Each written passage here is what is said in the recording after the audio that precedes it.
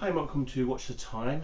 This is another video. It's an RC video and it's a quick review of the Conscendo, and I'll go into that a bit more.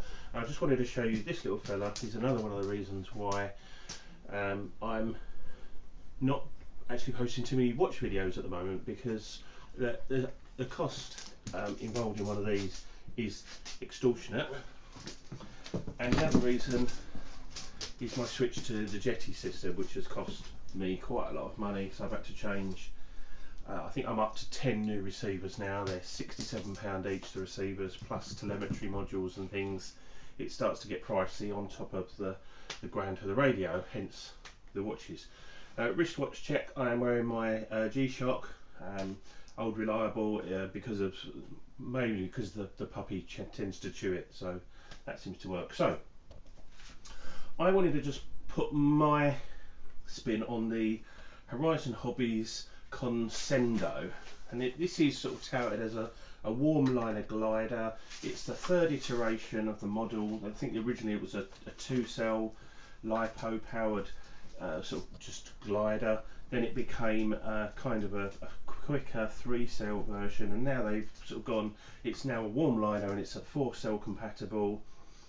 And people are saying it's super strong and it's super stiff and it's quick and it glides really well and it glides forever and all different things. And I want to start this by saying this is a great plane, and stock it flies okay. I know it comes with the safe technology and all that if you buy it with Spectrum, and if it's sort of aimed at a beginner friendly, then fine, it poodles around quite fine and you won't have too many issues. However, when I flew it on 4-cell, the first thing I noticed was the first dive that I did, when I tried to pull out at the bottom, I was pulling stick, nothing, and then all of a sudden, as it started to slow down, it kind of veered up, and that told me that either the servo or the linkage was an issue, and it was forcing the elevator flat almost, so it was not effective.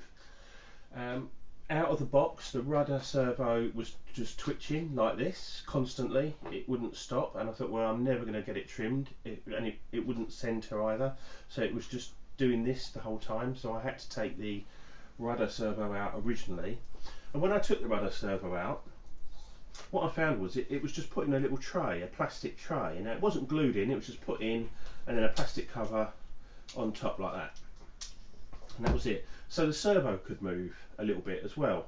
So I replaced the servo. Unfortunately, the one I replaced it with actually wasn't a very good one either.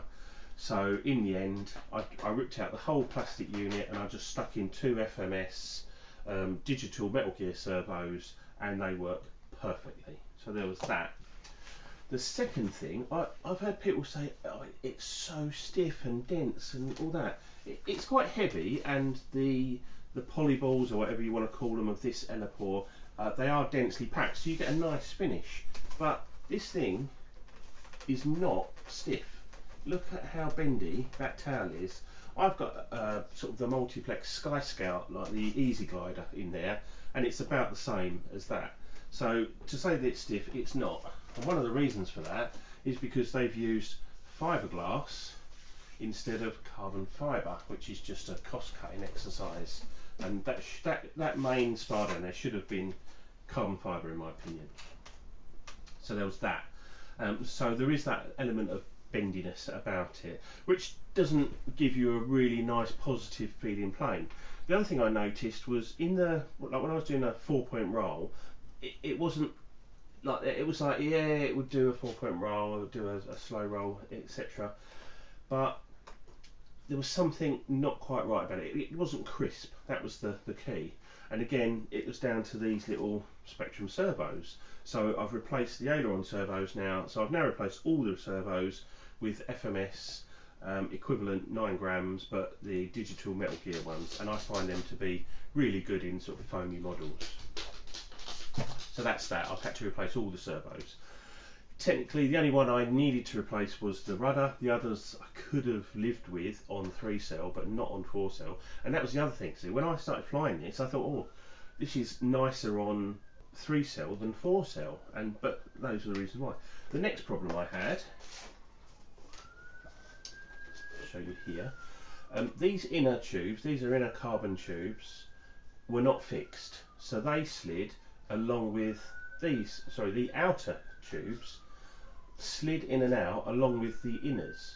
Now I thought, well, that's weird, they should be fixed, and these were sort of down here somewhere. So because this wasn't fixed at all, the movement between the rudder connection and the first, what I call fixed point, was here. So you've got all that movement, so the rudder was virtually ineffective because this just bent.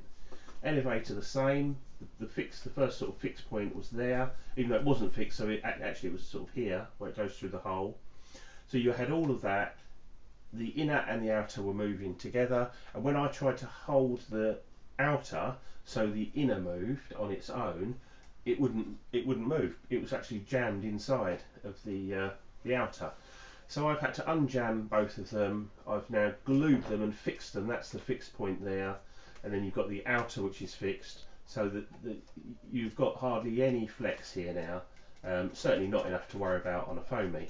And now I've done the new servos and that modification, the elevator is as crisp as you like. I've actually had to put Expo on the elevator because it was so positive, and it's like literally if you're doing a square, it's really nice. Rudder's nice and positive as well. The next issue I had, and I really noticed it when I was doing hard turns when it's banked over like this, I noticed the wings flexing an amazing amount. Now there's a lot of flex in these wings, and especially if you're doing, like, say you roll it to inverted and then push round, I saw them flex in the opposite way as well, quite a long way, and it just unnerved me. It never really was an issue, but I just didn't like the look of it. So the next modification I've done is a carbon fibre sort of weave pattern. I'm just trialing a different sort of system here. I've used Gorilla Glue on one side and Super Glue on the other. So I've got a carbon weave, and that's stiffened the wing up as well. Again, it improves the positivity and the snappiness of the plane overall. And you can see there the servos. These 9-gram servos are a bit bigger than the Spectrum ones, so I had to cut out, and I've just glued them in with a bit of hot glue, and that works fine. So that's that. Other than that, the rest of it is fine. The battery tray is big enough for a 4-cell 2200. I've flown it on a 4-cell 2200, a 3-cell 2200, an extremely expensive 3-cell 2200, and also a 3-cell 1300. And it flies well on all of them. Does it glide well? No, it doesn't. It's never going to be an efficient glider. Even on a 3-cell, I've got it up, and compared to my actual glider, which is a balsa built, proper, it's a 2-meter glider, nothing special, just a rudder, elevator, wing. It outperforms this like there's no tomorrow. There's even in a fairly decent thermal where I can get the other glider up to from 400 to 1,000 foot, this thing will not actually climb. You can get it to sort of hold station for a bit, but as an out-and-out glider, no, you're not going to glide all day. The glide ratio is okay on the glide, but it's not perfect. The other thing, people say, oh, it's a great warm line. It's kind of okay, but the problem with this, it doesn't have a lot of inertia. So if you do a vertical down, come along the field, do a 4-point roll, maybe then a slow roll, you kind of got enough to do a turn and then come back, and that's it. It doesn't hold its speed. As soon as you start putting control inputs in, it does slow down pretty quick, but it's still fun and nice to fly. And the other thing I want to mention is I've seen lots of videos about people cutting into this or putting flaps in separately and overcomplicating things, and it's like, oh my god. All I do is have them so I have about that much flap. It doesn't affect the ailerons because there's plenty. I've got maximum movement possible on this, so just a little bit of down on both of them. I did need up elevator. Not normally I would, I mixed in 10% of down elevator when the flaps are deployed. The first time I deployed them, it just literally went straight down. I was like, that's weird. So I've ended up with about 15 to 20% up elevator when the flaps are deployed. Don't know why that is. I've got no idea why that happens, but that's how it happens on this, but they work really well. Once the flaps are deployed, you can come in nose down, and you get a much easier landing if you're in a tight space. Not that it was ever a major problem, it's just it's a glider, so it comes in fast and low, but with the flaps you can come in a bit higher and a bit slower, and that works really well.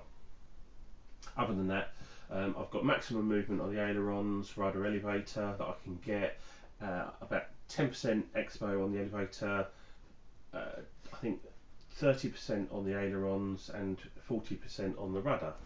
The reason I have 40% on the rudder, that's just to give me almost like a dead zone in the middle for cross, because I'm mode 1, so when I'm using the elevator sometimes I knock the rudder, that's all it is. So there you go. I can't speak for the safe and all that telemetry that you get with the Spectrum version. I don't need all that. I've got this running on Jetty. It's a pretty good overall glider. The ESC and the motor combo with this propeller work fine on a 3 or 4 cell. I've got no issues with that. I mean, I'm sure if you bunged a 2 cell in there, it would still fly okay. It would, you know, it would get up there. So all in all, I've got myself a nice plane, but I'm a bit disappointed that it wasn't really as advertised. A lot of people are really overselling this. Now, I've bought this myself. I'm not suggesting you buy it. I'm not giving you a link of where you can buy it. I don't get anything from it. All I'm saying is some of the reviews out there are a little bit too excited about how good this is. Now, mine is really good now. It's beautiful to fly. It's good fun. There's little issues like these stickers don't match up or line up, and there's a few sort of little things, little minor things that I wouldn't even sort of complain about really. The wing goes on with 4 screws. It's fairly straightforward, but the way the receiver's mounted underneath here makes it all a bit awkward to get everything in. But once it's all in, it's fine. It works absolutely okay. And as I say, mine is performing really well, but you know, if you want it to perform like people are saying it should perform, I think you're going to have to factor in at least new servos on the rudder and elevator. Maybe just do what I've done and put new servos all round. They're not that expensive to do. You could probably use the little ones that come with it for something else, something a little bit less lively maybe. They'd be alright and a little foamy. So you know, it's not like you haven't got anything for your money. Oh, that was the other thing. The aileron servos, I replaced them because they were feeling a bit weak. But when I replaced one of them, there was literally a blob of this stuff, which to me looks like bathroom sealant. There was a blob of that on the bottom, but in the moulding there was a circle with a hole. So this stuff, there was only a tiny little contact patch holding the servo in, and then there was like a plasticky sticker across the top of it, so there wasn't a lot holding the aileron servo in it. So in hindsight, although because I had to replace the rudder servo anyway because it was basically faulty, if I hadn't have had to do that, I would have probably left all the servos in it, done all the other modifications, made sure everything was glued down tight and the servos couldn't move and they were actually glued in rather than just in this tray they were just pushed in. If I'd done all that first, I think you might get away with not changing the servos, but these servos, I've tested them, they're just, the resolution's not great, and they're just not up to scratch as far as I'm concerned. So if you want to fly it, especially on 4 cell, I would do the upgrades. 3 cell you'll get away with it, no problem at all, but it's a nice flying plane. So yes, I would recommend it, but with these provisos.